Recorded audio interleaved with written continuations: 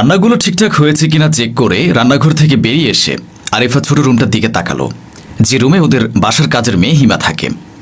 হিমা অনেক গরিব ঘরের মেয়ে, তাই ওকে ভালোবেসে বাসায় নিয়ে এসেছে আরিফা। ওরা এক পাড়ার মেয়ে।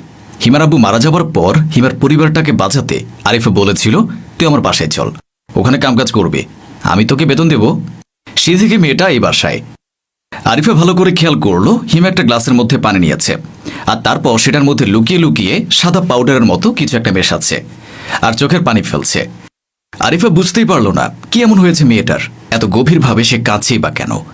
তাড়াতাড়ি গিয়ে আরিফা হিমার হাতটা চেপে ধরে বলল, কি ব্যাপার বলতো, কি হয়েছে তোর?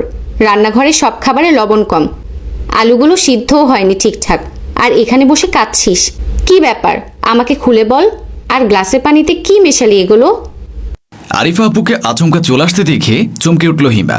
তারপর গ্লাসটা নিজের কাছ দিয়ে সরিয়ে নিল দ্রুত। চোখের পানি এক হাতে মুছে বলল, না গো আপু, আমার কিছু হয়নি। আমি তো সব রান্না ঠিকঠাক করার চেষ্টা করেছি, হয়তো দুই একটা ভুল হয়েছে। বোনের মতো মনে করে ক্ষমা ঘেন্না করে দিও, আর হবে না। কে বলেছে দু একটা? আমি সব রান্না নিজে টেস্ট করে দেখেছি, সবেতেই লবণ কম। রান্না করার সময় নিশ্চয়ই অন্য কথা ভাবছিলি। দেখ তোকে কত স্বাদ করে আমার বাসায় এনে রেখেছি।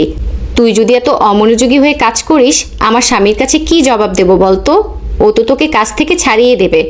গ্লাসে কি আছে সেটা কই, বললি না তো? দেখি আমি কি আছে ওতে। হিমা এবারেও গ্লাসটা আড়াল করতে চাইল, কিন্তু আরিফা চালাকি করে গ্লাসটা ছিনিয়ে নিল হিমার কাছ থেকে। তারপর শুকে নিয়ে বলল, এসব কি হিমা? তুই কি আমাদের জেলে পাঠাবি? এসব করেছিস কেন? গ্লাসের মধ্যে বিষ মিশিয়ে কাকে খাওয়ানোর ফন্দি করছিলি? হিমা এবার বেশ জোরে কেঁদে উঠল।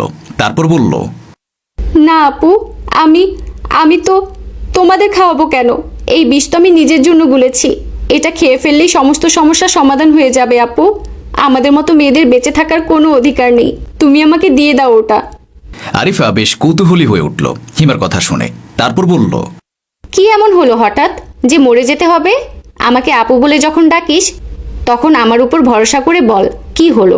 বেতন বাড়িয়ে দিতে হবে? হিমা বলল, আরে না গো আপু, টাকার সমস্যা নয়।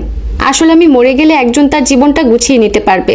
আমি তার জীবনের গলার কাটা হয়ে গেছি, তাই ভাবলাম তাকে বাঁচানোর জন্য নিজেই মরি। কি করব বলো? আমরা যে গরিব মানুষ, আমাদের জানের কোনো দাম নাই। আমার জন্য ভেবো না তুমি। কার কথা বলছিস? তুই মরে গেলে কার কি ভালো হবে? আমি তো কিছুই বুঝতেছি না, আমাকে একটু বুঝিয়ে বল, কেন এমন কথা উঠছে হঠাৎ? আর তুই মরতেই বা যাচ্ছিলি কেন? কেউ মরে গেলে কারো ভালো হয় কখনো? হিমা তখন ঠুকরে কেঁদে উঠল।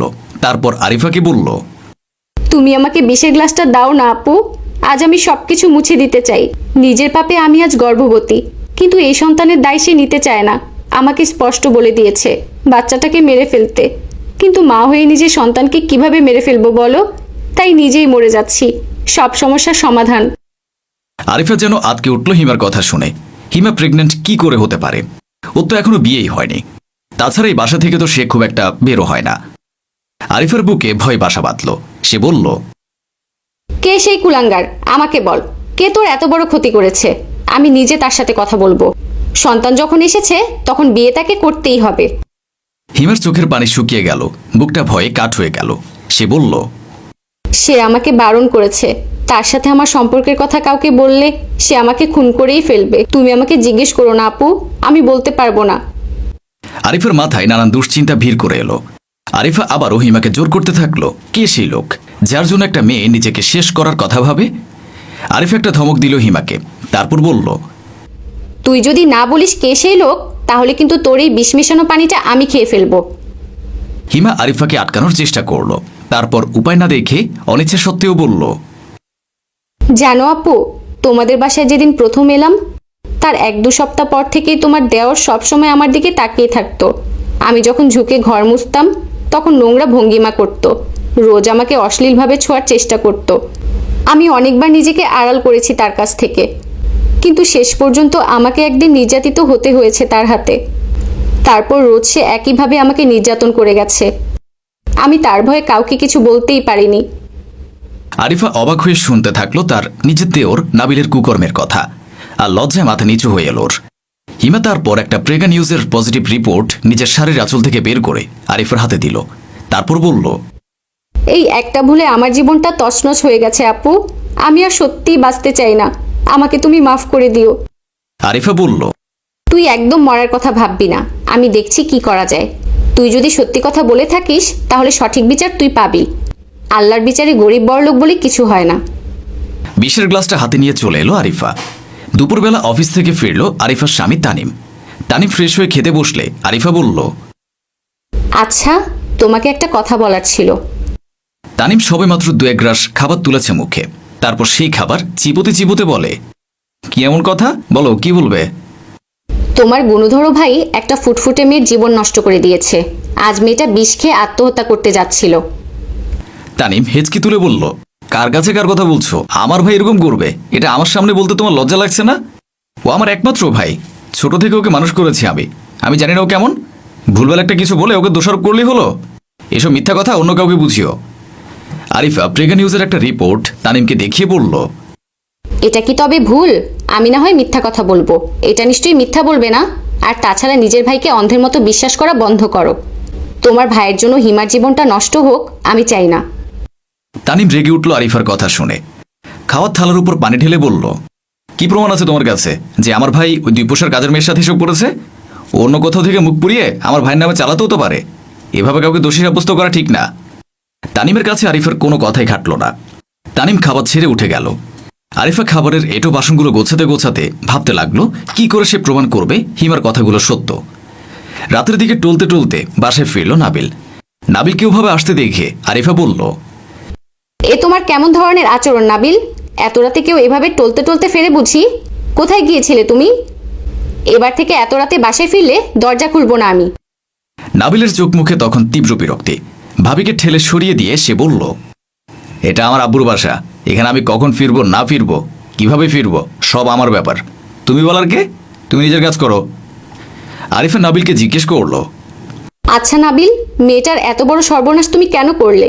কি দোষ করেছিল সে? আজ যখন মেয়েটা অন্তঃসত্ত্বা তখন তাকে খুনের হুমকি দিচ্ছ? এত নোংরা তুমি! তোমাকে ভাই বলে ডাকতে আমার ঘৃণা হচ্ছে। সত্যি যদি আজ তুমি আমার নিজের ভাই হতে তাহলে হয়তো তোমার গালে ঠাটিয়ে একটা চড় মারতাম। নাবিল বুঝতে পারলো তার ভাবি ঠিক কি বলতে চাইছে। সে ভাবির কাছে এক মুহূর্ত না দাঁড়িয়ে হিমার ঘরের দিকে গেল। সুযোগ বুঝে আরিফাও গেল তানিমের কাছে। তানিমকে ডেকে আরিফা বলল, তুমি তো আমার কথা বিশ্বাস করলে না, এবার অন্তত একবার আমার সাথে এসো, আমি তোমাকে হাতে নাতে প্রমাণ দিব। অগত্যা তানিম আরিফার সাথে গেল। এদিকে নাবিল হিমার কাছে এলো। তারপর চুলের মুঠি ধরে বলল, তোকে না কতবার বলেছিলাম কাউকে বলবি না আমাদের কথা? সেই তো বললি, আজ না তুই আমার হাত থেকে বাঁচবি না তোর পেটের বাচ্চা। হিমা কাঁদতে কাঁদতে হাত জোর করলো নাবিলের কাছে। তারপর বলল, আপনি আমাকে ভুল বুঝছেন নাবিল ভাইয়া, আমি কাউকে কিছু বলতে চাইনি। আমার ভুল হয়েছে, কিন্তু আমার বাচ্চাকে আপনি মারবেন না, এ তো আপনারই রক্ত। দুপুরে আমিও চেষ্টা করেছিলাম মরে গিয়ে সব মুছে ফেলতে, কিন্তু পেটের এই অবস্থার কথা ভেবে পারিনি। দোষ যখন আমি করেছি তখন আমার সন্তান কেন সাজা পাবে? নাবিল গলা উঁচু করে চিৎকার করে বলল, রাখ তোর আমার রক্ত, এরকম রক্ত আমার আরো অনেক আছে। তাদের নষ্ট করতে বললে তারা তোর মতো ছিচকাদুনির মতো কাঁদে না। কত টাকা লাগবে বল, আমি তোকে দেবো, এ বাচ্চা তুই নষ্ট কর। আর না হলে? নাবিলের কথা থামিয়ে হিমা বলল, কি করবে নাবিল ভাইয়া না হলে? পাশে নামিয়ে রাখা একটা ফল কাটার ছুরি নিয়ে নাবিল বলল, না হলে তোকে আর তোর বাচ্চাকে নিজের হাতে খুন করে ফেলবো। সেই সময় হাতটা এসে চেপে ধরল তানিম। তারপর ভাইয়ের গালে একটা থাপ্পড় দিয়ে বলল, কত বিশ্বাস করেছিলাম তোকে, ভেবেছিলাম আমার ভাই কোনোদিন কোনো অন্যায় করতে পারে না, কিন্তু তুই আমার সমস্ত বিশ্বাস ভরসা এভাবে ভেঙে দিলি। ছি, আজ তোকে নিজের ভাই বলে ডাকতে ঘৃণা হচ্ছে আমার। আমি তোর মতো ছেলের মুখ দর্শন করতে চাই না। হিমার ক্ষতি যেহেতু তুই করেছিস, তাই এর ক্ষতিপূরণ হিসাবে ওর সাথে আমি তোর বিয়ে করাবো।